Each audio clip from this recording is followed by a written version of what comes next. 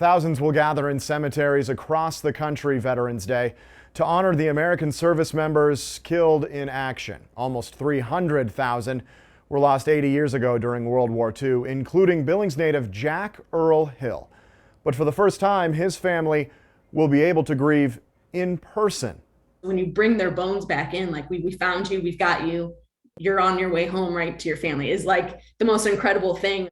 Jordan Wimbush is an osteoarchaeologist for History Flight, a group dedicated to reuniting KIA service members with their loved ones. It's a rewarding, never-ending job.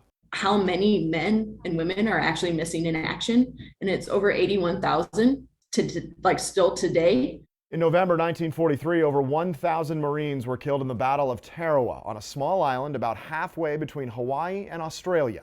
21-year-old Private First Class Jack Earl Hill was one of them. Surviving Marines buried the dead in shallow graves, hoping they would be discovered shortly after the war and sent home to their grieving families. Approximately 33 of them, including Hill, were buried in a trench referred to as Row D. It wouldn't be found until March 2019.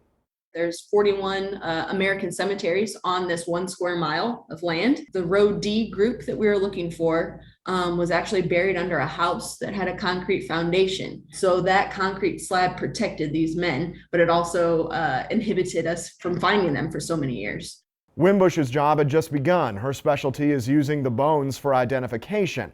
Finally, on June 26, 2020, DNA samples from one of Hill's cousins confirmed a match, putting an end to decades of uncertainty.